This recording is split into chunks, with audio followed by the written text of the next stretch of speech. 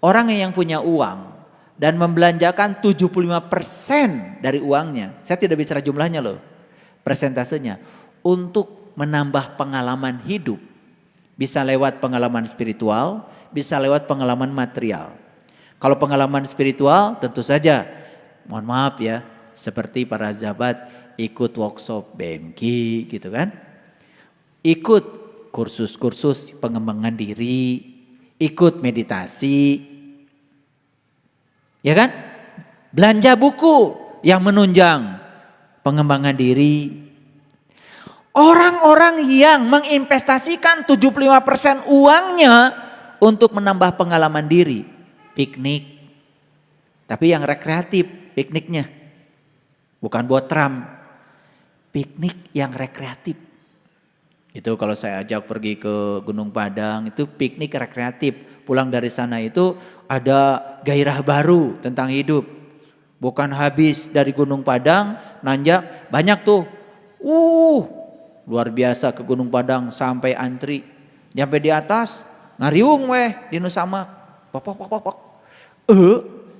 Turun lagi ke bawah. Ngagolera di mobil. Itu namanya botram. Yang saya maksud adalah rekreasi. Ikuti acara-acara yang semacam itu. Pergi ke Borobudur harus ada pembimbingnya. Kalau nggak ada pembimbing, coba pergi ke Borobudur ada pembimbing yang ngerti. Baca dari relip yang pertama sampai ke sana, sampai Arupa Datu. Bisa nangis loh. Saya pernah bacakan dari relip pertama itu kan isinya 30 juz Quran itu sebetulnya. Relipnya Borobudur itu keren. Itu sampai di Arupa Datunya selesai saya bacakan semuanya, nangis semuanya. 11 kali katanya saya datang ke Borobudur cuman foto-foto. Karena nggak ngerti. Melihat tapi tidak memandang. Disitulah perlu orang yang mengerti. Makanya jangan pelit. Kalau jalan-jalan kemana-mana keluarkan duit buat tour guide. Pelit banget. Beli sirup aja. Keluarkan duit buat tour guide. Hargai ilmu orang. Biar kita dapat. Paham maksud saya? Pertanyaan saya sekarang. 75% uang penghasilan kita buat menambah pengalaman hidup atau tidak? Atau kebalik? Nah, menurut risetnya di Harvard University ternyata yang 75% uangnya hanya membeli sesuatu yang bersifat materi dan disimpan, itu ternyata tidak bahagia. Makanya kalau kita punya uang, lihat saya semua, 75% buat dari sini ke atas. 25% aja dari sini ke bawah. Kalau kebalik, 25% ke sini, 75% ke bawah. Maaf ya, badan jadi gede, perut jadi buncit, ya. Tetapi sini tolol. Sini ke atas, maaf ya.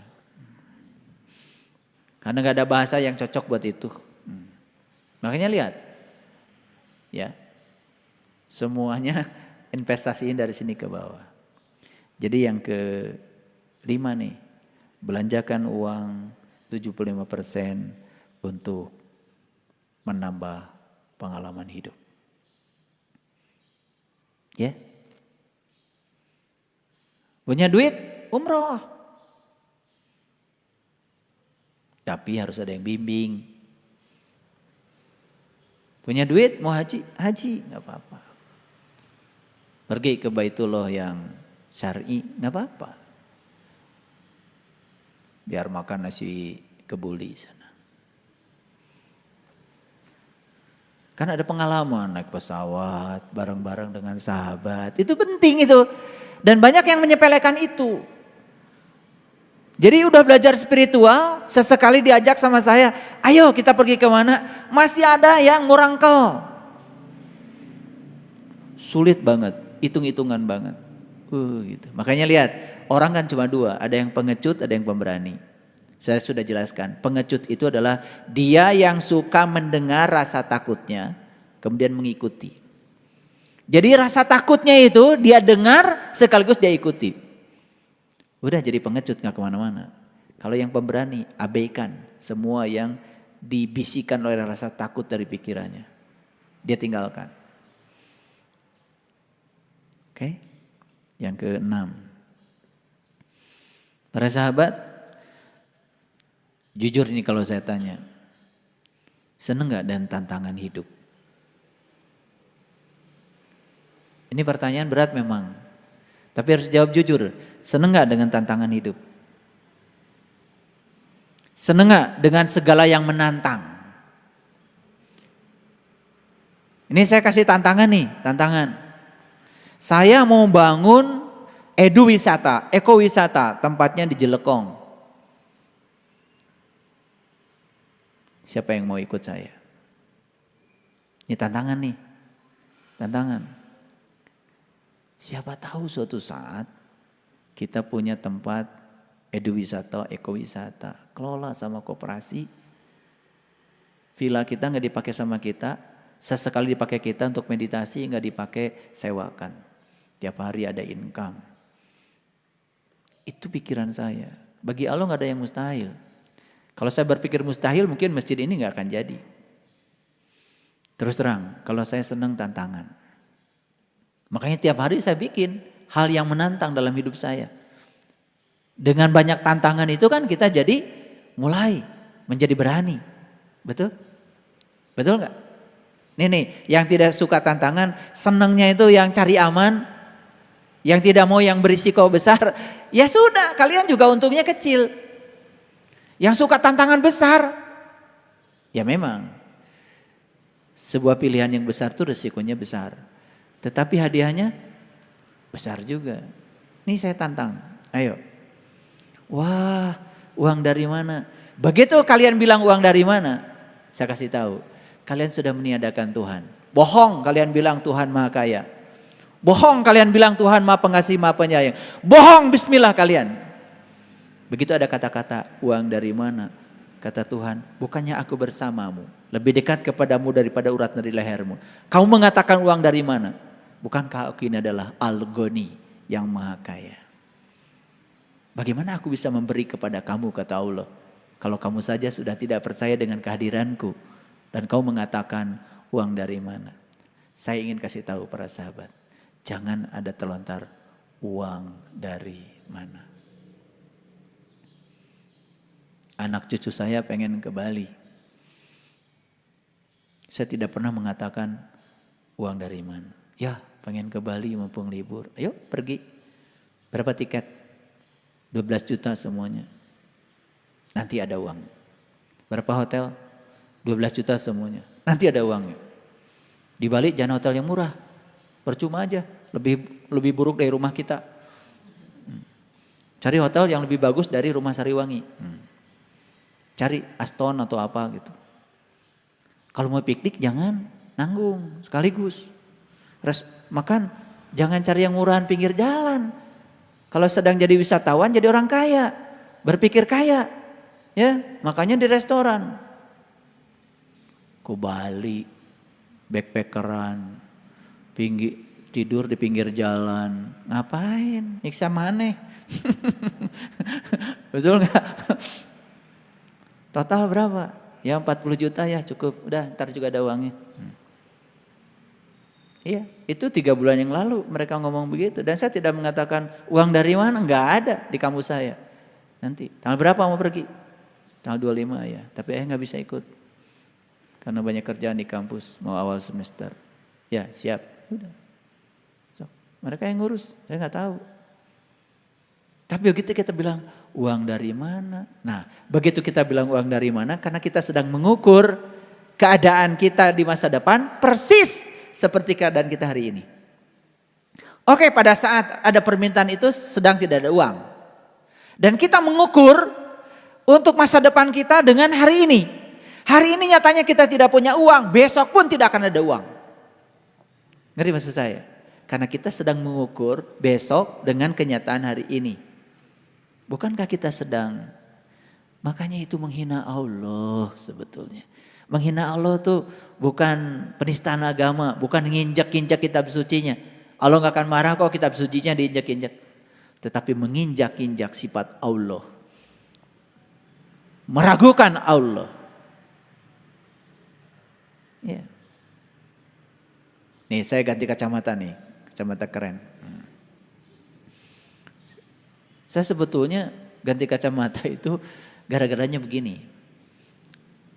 Saya tuh mau ganti itu kacamata saya yang lama karena sudah ngeblur. Saya ditanya sama toko kacamata, Pak usia berapa? 55. Begitu diukur pakai komputer, ini udah gak cocok Pak. Ini Bapak kalau diukur pakai komputer pasti deh 2+. Gitu. Masukan yang bagus bagi saya. Oke, coba diukur bener itu. Karena udah saking pengalaman si tukang kacamata itu, sampai tahu dari umur itu harusnya 2+, Pak. Begitu diperiksa kacamata saya diledekin sama dia. Bapak itu katanya, kerja di mana Pak? Dosen, saya bilang. Masa Pak kacanya begini katanya. Saya di sini. Itu apa? Bukan apa ya? Itu benar gitu kok. Saya kok menghargai diri saya, mata saya pemberian Allah kok dikasih yang murah gitu kan. Yang paling mahal di sini kacamata apa? Kacanya harus Zeiss Pak, buatan Jerman. Sabaraha? 3.800.000 beli gitu.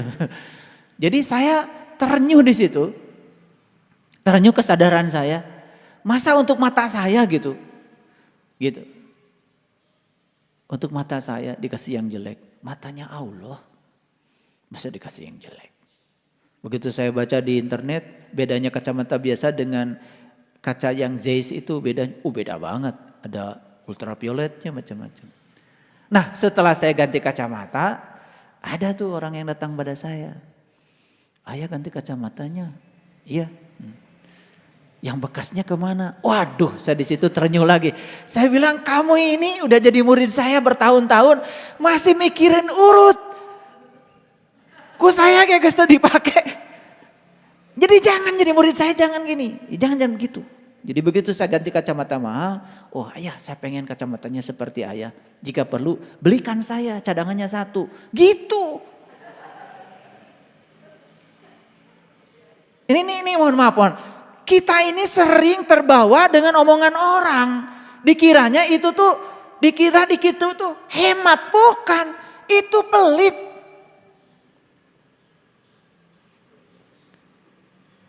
Kalau kita punya uang dan bisa beli seharga yang kita punya uang, beli. Kalau nggak beli, itu pelit, bukan hemat. Ini pengalaman semua, ngomong saya pengalaman. Karena kita suka begitu kan, betul nggak? Suka begitu, aduh luar biasa. Jadi saya tanya sekarang, ini murid-murid saya, coba mulai sekarang senangi tantangan. Jika perlu bikin yang menantang. Iya, saya tuh seneng dulu, ada tanah mau dijual, wah ini tantangan. Saya nganggap itu tantangan, duit belum ada, kebeli juga. Masjid belum ada, ini tantangan gitu. Saya seneng yang kayak gitu. Dari sejak muda saya seneng yang kayak gitu tuh. Dan semuanya jadi. Jadi yang membedakan Anda dengan saya sebetulnya hanya keberanian aja. Saya tidak mendengarkan ketakutan saya. Ngedengerin juga enggak, apalagi saya ngikutin, enggak. Dan biasanya kalau sudah didengerin tuh yang namanya ketakutan, berikutnya diikuti bukan? Betul? Betul. Nih saya ajak kalian, kalau udah selesai nih pandemi, 2-3 bulan ke depan kita umroh yuk. Suaranya kayak gitu. Moal ini tuh. Nah yang ketujuh pesan saya untuk fokus pada hal-hal yang kita sukai dalam hidup. Coba perangkap diri kita di mana-mana dengan segala sesuatu yang indah. Perangkap diri kita dengan kenangan yang indah. Nih saya kasih tahu ya di HP. Pernah dimarahin sama orang, disimpan sebagai bukti, pupus. Hapus. Karena nelenut gitu. Simpan WA yang indah. Mungkin secara tidak langsung ada yang fitnah ke kita. Teteh menigelis. Simpan.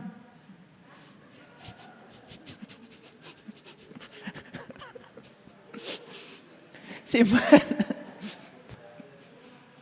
Fitnah kan itu.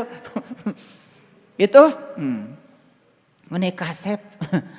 Buat fitnah, simpan gak apa-apa, fitnah juga. Itu sesuatu yang indah gitu. Jadi saya ingin ini coba periksa HP kalian. Jangan simpan di komputer, HP, hal-hal yang membuat kita terfokus pada hal yang gak indah.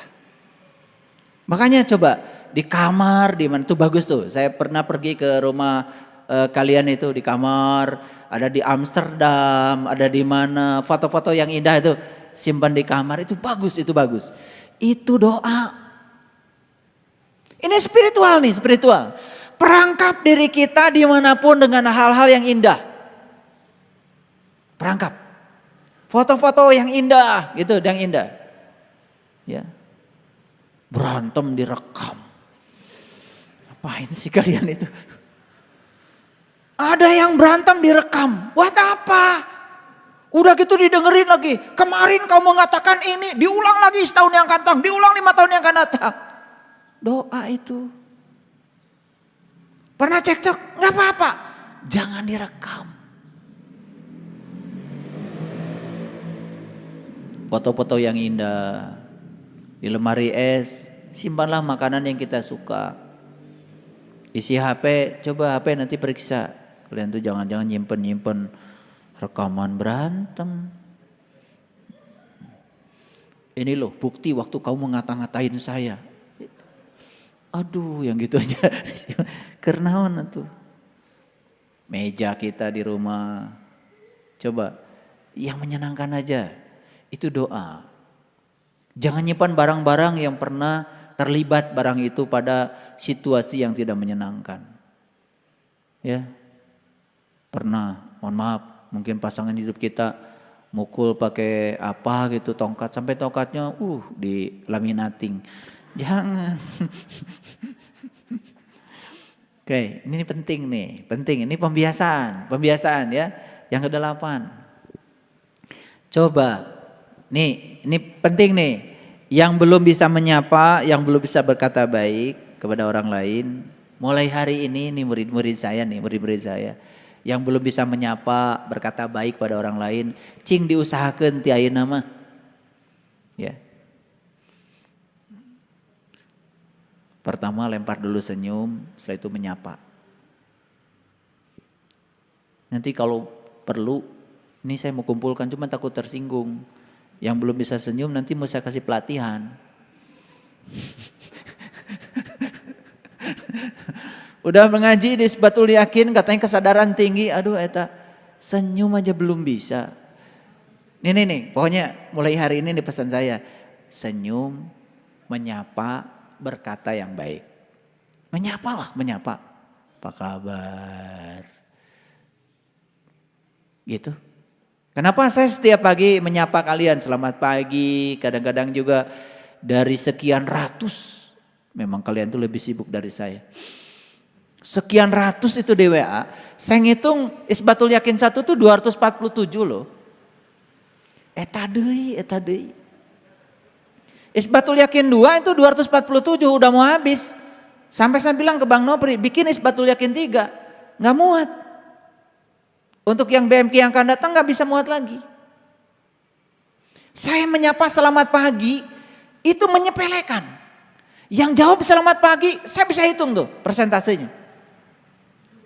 Dan jangan dikira lu saya, di situ saya apa yang salah dengan pelajaran yang saya berikan ini. Kayaknya saya harus bikin video ceramah kayak gini sekarang. Sengaja nih dibuat ceramahnya. Belajar. Kalau ada yang bilang assalamualaikum, jawab atuh. Cicing wae. Gak bagus itu, silent gak bagus. Kayak tahu-tahu kanker. Nges kanker payudara, kanker lagi dompetnya. Kanker lagi kantongnya. Oh repot itu ya. Ini nih saya kasih tahu. Riset membuktikan bahwa orang yang diam gitu. Sampai WA pun gak mau ngejawab. Itu penyakit. Jadi saya tidak melihat gairah ya di grup WA itu gak melihat gairah gitu. Dikasih artikel, udah saya nulis panjang-panjang. Saya bukan mau dihargai, cuman pengen tahu aja responnya. Kalaupun ada terima kasih itu juga ngopi. Kelihatan tuh yang ngopi itu, kelihatan. Burem itu wajahnya itu. Kalau yang suka ngopi itu. Jadi ini peringatan dari saya. Coba menyapa itu di WA, menyapa di email, menyapa di apa-apa itu penting. Gitu. Ngerti maksud saya? Ini spiritual nih, spiritual nih. Spiritual itu bukan masuk kamar, meniti ke dalam diri. Bukan itu aja. Ya, itu mah teka tingali. Saya bicara yang kelihatan nih sekarang. Gitu. Jadi nyapa aja. Mohon maaf nih, duduk aja udah belajar spiritual dengan saya. Bang Nopri masih pengen deketan dengan Teh Vicky. Sekali-kali. Teh Vicky dengan siapa kek? Bang Nopri dengan siapa? Biar obrolannya bervariasi. Ini penting, nih penting. Kayak Cece sama Mang Acim tuh. Jauh aja. Bosan kan di imah ke duaan wae. Kali aja kalau dengan teman duduk yang berbeda. Kan dapat obrolan yang lain. Ada variasi hidup. Iya mah tiap kesini saya perhatikan. Duduk aja gak berubah. Gimana sih kalian itu? Nanti kalau saya suruh joget, pasti jogetnya yang kemarin gerakannya. Jadi kalau joget aja gerakan si yang kemarin itu gak kemana-mana. Ini saya ngamatin loh. Kalian itu ada yang ngaji berkali-kali, duduknya masih di situ juga. Ini inersia ini kelembaman itu. Harus dirubah. Apakah duduk di situ-situ aja tidak mencerminkan karakteristik dia? Mencerminkan. Jangan dikira saya tidak mengamati. Maaf ya. Duduk aja gak ada variasi. Ya, maaf nih Ayah Wardi, maaf. Bukan ke Ayah Wardi, bukan. Ya. Jadi coba perhatikan. Nah, ini nih persoalan kita tidak senang dengan hal baru. Sok aja, dengerin saya. Makanya saya mau kasih tahu sama kalian. Makanya ada yang, ayah saya kok setiap niti ke dalam diri, cahayanya itu aja. Saya amati, oh diuk oke didinya, wah. Jadi itu ada korelasi sebetulnya. Jadi saya nggak perlu ngejawab, maka dijawab sekaligus di sini. Ceramahnya sekaligus. Nih saya kasih tahu, yang kedua, yang ke-9, ini baru 9 nih. Ini spiritual ya. Ini. Saya lihat di depan itu, jangan dikira. Saya suka perhatikan loh sepatu kalian tuh, sandal kalian itu. Dan saya lihat, oh sandalnya itu. Saya tahu tuh, sifat orangnya udah kebaca itu dari sandalnya. Itu sandal udah jelek, masih dipakai. Ada riset dari Universitas Harvard. Harvard itu nomor 1 loh di dunia. Ini risetnya pakai Harvard leh. Bukan bohong nih. Riset tentang sepatu. Ternyata orang-orang yang sepatunya jelek, biasanya wajahnya murung.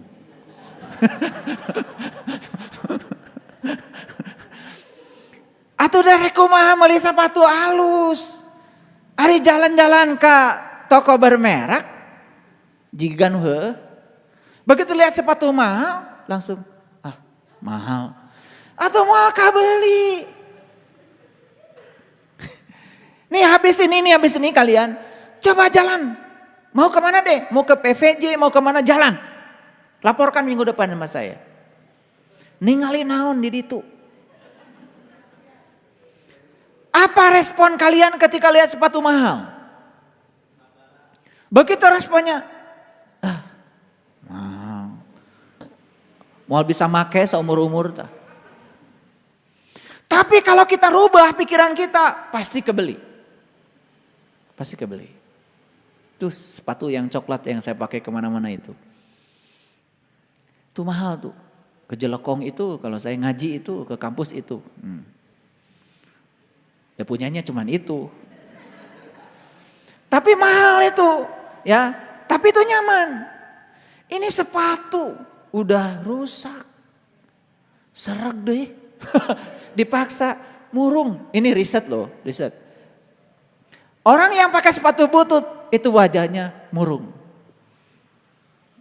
Cing atuh sepatu mah nu halus.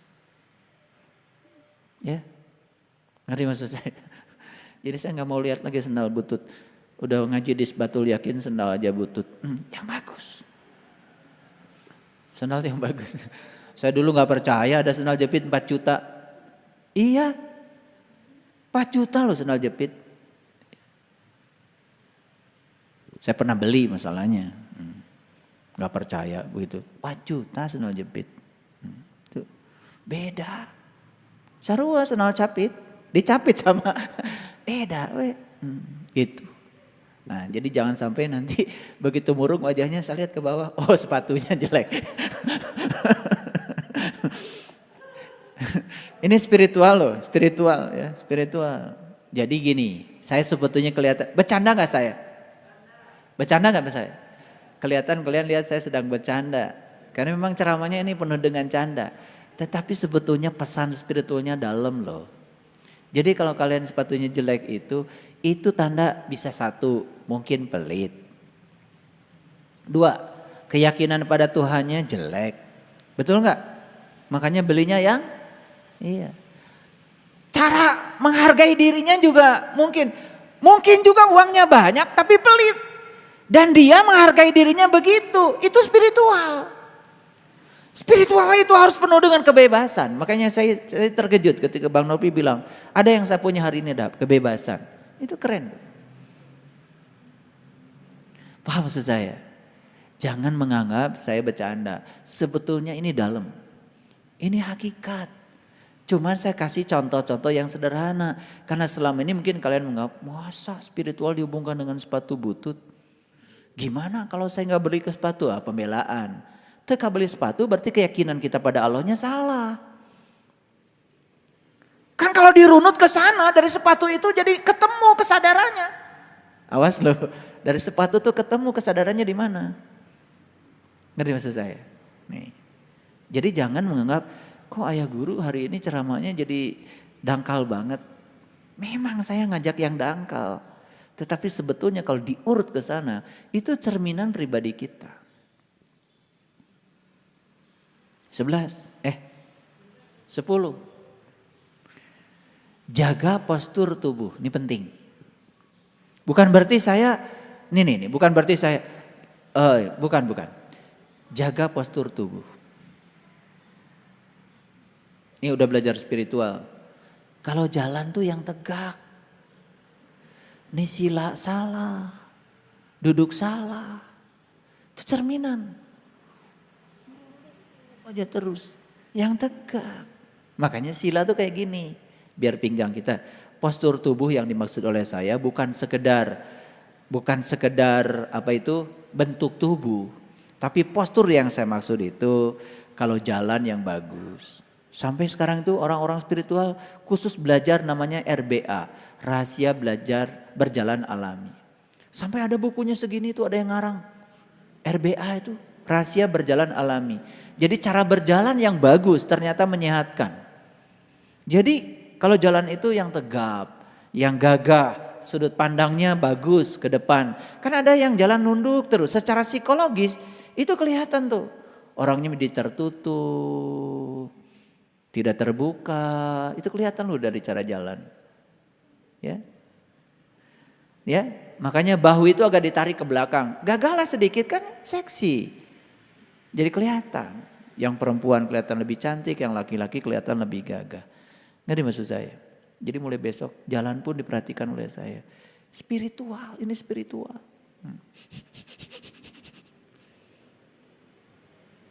Ya, 11. Coba, yang sampai hari ini belum bisa nyanyi, nih, yang belum bisa nyanyi, coba mulai dari mendengarkan musik deh. Karena mendengar musik merangsang kita untuk bernyanyi. Jadi kalau di mobil nyanyi-nyanyi itu bagus. Bagus banget. Di mobil cicing. Apa sih? Kayak di kuburan, nyanyi gitu. Makanya setellah yang keras-keras yang kita suka, endorfinnya muncul, serotoninnya muncul, kan mobil pribadi. Kecuali kalau naik bis, bawa speaker, dangdut, carekan batur atau di mobil sendiri mah gak apa-apa. Kan udah ditakdirkan Allah punya mobil sendiri, itu radio. Ada tuh teman saya, nyetelnya aja belum tahu. Punya mobil udah bertahun-tahun, itu mijit itu, menghidupkan itu, tip di mobil, gak tahu. Saya mikir gimana ini, udah berapa tahun kamu punya mobil, saya belum pernah nyetel radio katanya. Ya Allah, karena musik haram katanya. Ya Allah, waduh, ini dunia udah terasa jadi kuburan aja. Nih saya kasih tahu. Ya udah, kita udah punya lagu Sidratil Muntaha, di langit terdekat, sebentar lagi cahaya di atas cahaya. Nih saya bikin lagu-lagu sama Kang Dadan itu supaya didengar sama kalian. Supaya hidup itu penuh dengan gairah, energetik hidup itu. Ini musik gak suka. Sepatu butut, jalan nunduk. Senyum susah, coba. Apa yang mau ditebarkan ke semesta ini? Maaf ya, saya cuman ingin sekali meriset gitu. Ya, ini bukan saya membandingkan. Katanya ada kelompok tertentu harus dari rumah ibadah itu kelihatan wajahnya bercahaya. Iya. Tapi ada juga kelompok tertentu habis dari rumah ibadah kelihatan murung gitu. Karena habis ditakut-takuti. Rambut 1 lembar keluar neraka. Wih, langsung itu. Makanya murung aja, jalan nunduk semua. Penuh dengan rasa takut. Dan kajian-kajian yang semacam itu tuh menurut saya udahlah. Yang menimbulkan adrenalin berlebihan itu ya tinggalkan. Ya, tinggalkan. Apalagi nggak ada rasa humor sama sekali. Terlalu serius. Keseriusan tuh penyakit. Ini malah masuk asy'aranya belum masuk ya. Tapi nggak apa-apa. Nanti saya pungkas terakhir dengan itu. Ngerti maksud saya? Musik. Kalau dengerin musik, pengen nyanyi, jangan ditahan. Abi mah da suantena awon, nggak apa-apa. Awon gak ya soraan kene. nyanyi. Ya, cecelewengan di kamar mandi, gak apa-apa, gak haram. Ya, siapa tahu habis di kamar mandi itu jadi wajahnya penuh dengan gairah. Ya, tong pikasieun lah, gaduh banget ya. Nah, apa yang kita makan itu juga menentukan spiritual, para sahabat. Bukan sekedar makan tepat waktu, menjaga kadar glukosa supaya gula darah kita stabil. Hindari tepung dan gula. Kan di mana-mana kan sekarang makanan tuh tepung. Terutama mohon maaf ya, para sahabat yang senang goreng-gorengan itu kan tepung, gula. Itu enggak terasa tuh menumpuk ya. Kadar glukosa naik. Akibatnya apa? Ya kita jadi terserang berbagai macam penyakit ya. Karena sumbernya penyakit kan diabetes. Kalau sudah diabetes merembet pada yang lain-lain. Spiritual itu harus memperhatikan yang begitu. Jangan seenaknya aja. Ya, hal-hal yang semacam ini harus. Variasi makanan penting. Makanan sehat kadang-kadang tidak enak. Karena makanan enak ya tidak sehat. Gitu ya. Gitu. Saya mohon maaf ya, saya punya banyak teman di usia di bawah saya. Kemarin baru meninggal 1. Maaf ya, saya bukan merendahkan. Tiap hari itu beli nasi bungkus. Di kantor tuh beli nasi bungkus. Dan saya pernah, nasi porsinya begitu, bumbunya banyak. Gitu. Tiap hari itu. Ya. Ada teman seangkatan saya perempuan, pinter banget. Tiap hari gitu. Jadi duduk di kantor lama-lama nyuruh pegawai, saya lihat nasi bungkus lagi. Dan nasi bungkusnya dari restoran yang sama. Itu kemarin meninggal ini saya sebulan ini kehilangan 2 teman saya. Ya tentu saja nasi bungkus bukan faktor utama ya. Tapi saya lihat setiap hari yang dimakan itu. Gitu. Saya kalau makan pulang saya ke rumah. Itu nggak jarang makan di luar. Apalagi saya tidak tahu airnya air apa. Kecuali ya restorannya yang jelas ya gitu. Yang mahal. Makanya saya tidak suka masuk restoran yang murah. Yang mahal. Jangan ngajak makan saya ke restoran murah ya, saya nggak akan ikut. Itu tidak memantaskan diri itu.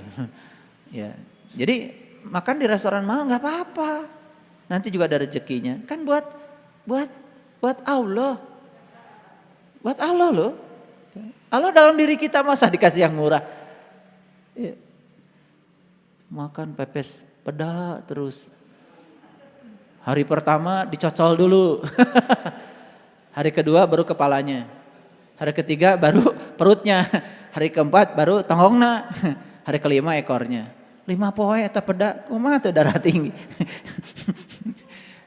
Itu duit punya ya segala itu. Besoknya beli tanah di sini, beli tanah di sini, tanah. Buat apa ada harjang pedawai? Tanah udah dikumpulkan mati. Itu kan bodoh. Ya. Itu bukan spiritual. Nah, rawat diri. Ini yang ke-13, rawat diri. Para sahabat, nih saya kasih tahu. Spiritualitas itu penampilannya harus menarik. Jadi saya nggak mau lagi datang ke pengajian ini baju kusut, wajah kusut, ya, mulut kusut, pikiran kusut, hati kusut. Spiritual apaan? Di sini tidak ada pembagian pahala ya. Jadi selesai ini wajah harus bersinar. Gitu. Makanya sajak senyum dari tadi, sajak ketawa-ketawa. Kelihatannya dangkal yang saya sampaikan. Tapi hari ini saya berbicara tentang hal-hal yang memang dangkal. Tetapi kalau ditarik ke dalam, itu sebetulnya cerminan spiritualitas kita.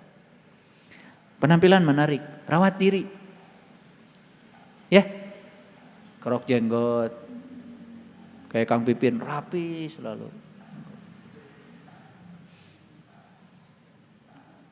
Ya.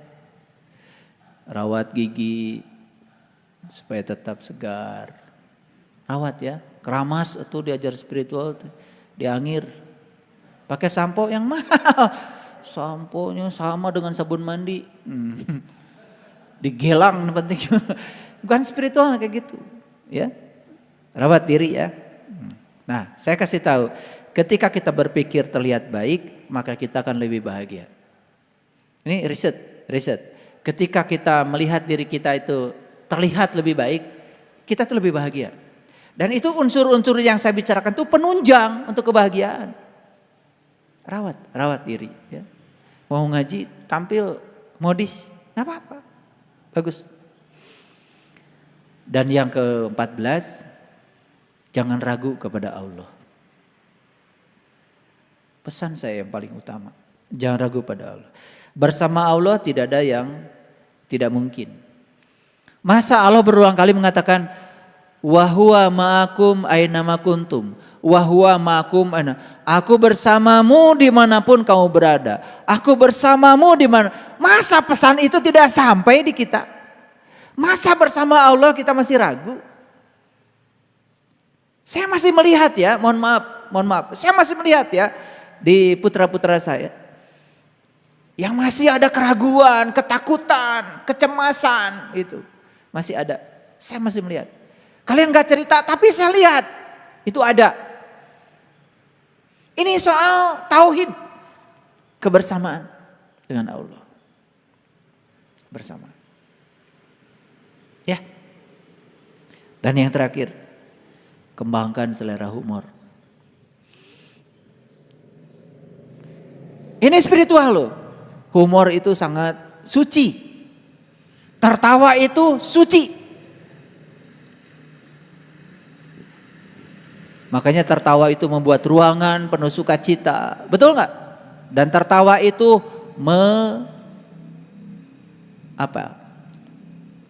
menyebar. Tertawa itu menular. Tertawa itu menular. Ada orang tertawa, walaupun kita nggak ngerti dia sedang mentertawakan apa, kita pengen ketawa, betul nggak? Tertawa itu menular. Makanya waktu di Gunung Padang saya ajak meditasi tertawa. Begitu satu orang tertawa, semua jadi tertawa. Sebetulnya kalian tuh pengen tertawa, cuman tertahan. Tertawa itu menular. Ya, udah mari kita ramaikan rumah kita dengan tertawa. Oh, keren banget. Baik, saya akan apa hubungannya dengan ini?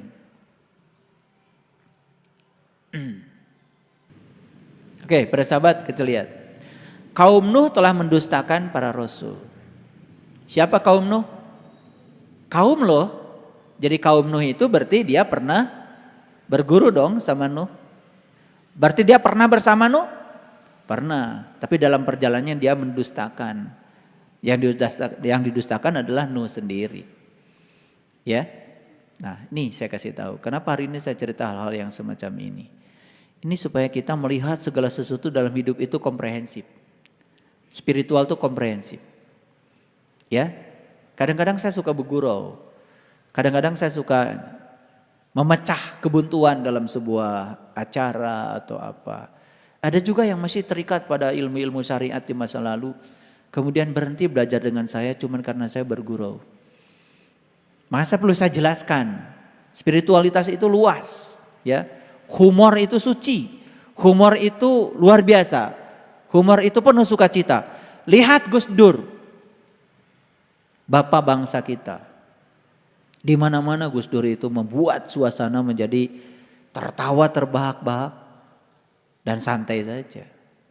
Ketika Gus Dur ditanya, Gus kenapa katanya kalau di Islam itu setiap pidato selalu saja mari kita panjatkan puji dan syukur. Apa jawaban Gus Dur? Karena puji dan syukur tidak bisa memanjat. Jadi harus dipanjatkan. Kelihatan itu humor ya. Tapi humor tingkat tinggi. Betul gak? Ya. Betul itu.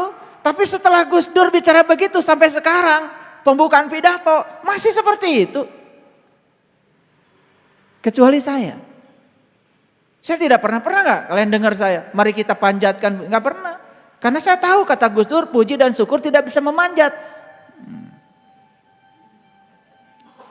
Makanya kalau saya langsung saja segala puji hanya milik Allah. Kan itu bahasa Arabnya juga. Alhamdulillahi Rabbil Alamin. Sesuai dengan bahasa Arabnya. Gak ada di Arab. Mari kita panjatkan puji dan syukur. Gak ada. Yang ada tuh Alhamdulillahi Rabbil Alamin. Segala puji milik Allah. Tuhan yang maha hadir. Kan gitu. Gitu kan. Jadi saya tinggal disesuaikan dengan. Cuman karena kita sering latah ngikutin kata orang. Tapi saya cuma ingin menyampaikan pesan. Gus Dur itu selera humornya luar biasa. Ketika diundang ya ke satu tempat di Madura ceritanya. Itu saya baca dari humornya Gus Dur. Beliau diundang dengan Menteri Riset waktu itu. A.S. Hikam. Jadi waktu itu ada orang Madura tanya ya sama Gus Dur. Pertanyaannya begini, Gus katanya orang lain kan sudah nyampe di bulan, kata orang Madura. Ya kenapa kita tidak sampai ke matahari saja? Gitu. Ya. Lalu dijelaskan sama A.S. Hikam. Bagaimana katanya bisa ke matahari? Tahu nggak suhu matahari itu 1.000.000 derajat Celcius. Serius tuh menghadapi orang Madura, Menteri Riset. Di sana terjadi reaksi nuklir, reaksi macam dijelaskan. Jadi sebelum kita nyampe di sana kita udah hancur, terbakar. Kata orang Madura, kita berangkat ke sananya malam hari aja.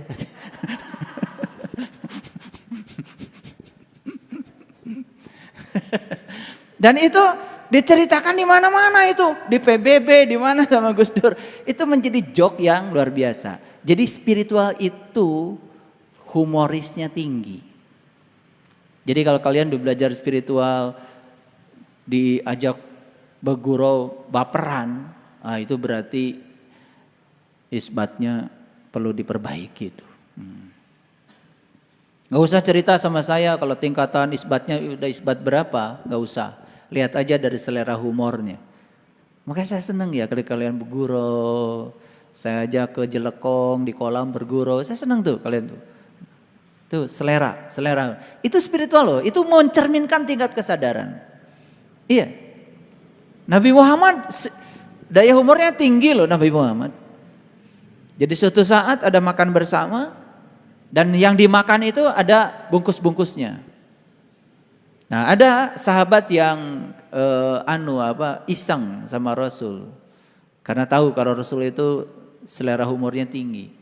Jadi setiap makan yang ada bungkusnya, yang ada cangkangnya itu, cangkangnya digeserin tuh sama Rasul, di depannya Rasul. Kalau dia makannya paling banyak. Dan humornya tadinya mau mengatakan, lihat tuh Rasul makannya banyak karena bungkusnya juga banyak. Katanya sih dalam sejarah itu yang mengatakan itu Sayyidina Ali. Apa jawaban Rasul? Ini nilai humornya tinggi. Iya, karena Ali kan dimakan sama bungkusnya katanya. Kalau saya tidak dimakan. Itu selera humor yang tinggi itu selera humor tinggi. Itu spiritual. Dan itu kan terjadi gurauan yang luar biasa, tapi itu mencairkan suasana, tidak tersinggung. Jadi aneh kalau udah belajar spiritual tingkat tinggi tapi masih tersinggungan, baperan, ada yang salah.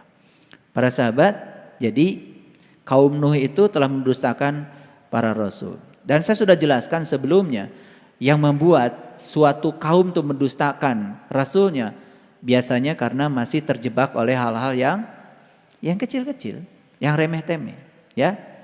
Ketika saudara mereka berkata kepada mereka, "Mengapa kamu tidak bertakwa?" Ya, sesungguhnya aku adalah seorang rasul kepercayaan, ya, kepada kamu. Itu yang ditegaskan oleh. Maka bertakwalah kepada Allah dan taatlah kepadaku. Nah, ini yang saya sebutkan tadi. Fattaqullaha wa atiuni. Jadi diulang ini sebanyak 7 kali. Fattaqullaha wa atiuni. Jadi artinya takwa kepada Allah dan taat kepada Rasul itu merupakan satu paket. Makanya di Quran selalu ada perintah, ya, atiullah wa atiur Rasul, atiullah wa atiur Rasul. Fa in tanaza'tum fi syai'in farudduhu ilallahi wa Rasul. Jika kamu ada sesuatu, ada masalah, kembalikanlah pada Allah dan Rasulnya. Jadi dikembalikannya dua-duanya, kembalikan pada Allah dan Rasulnya, gitu, ya. Inilah yang saya tekankan dari tadi, ya, fattaqullaha wa ati'uni. Jadi para sahabat, kemungkinan besar orang-orang yang di dalam perjalanan spiritual itu, ya saya perhatikan, ya mengalami proses keluar dari perahu dan kemudian tenggelam dalam pemikirannya sendiri. Itu semata-mata biasanya diakibatkan oleh hal-hal yang remeh-temeh. Oleh karena itu kita harus paham itu. Barangkali itu yang bisa saya sampaikan hari ini. Semoga 15 tips hari ini yang saya sampaikan buat para sahabat semuanya, hadiah dari saya, itu bisa mulai hari ini dijelmakan dalam hidup. Dan saya tidak mau melihat lagi ada sepatu butut di masjid ini. Terima kasih. Assalamualaikum warahmatullahi wabarakatuh.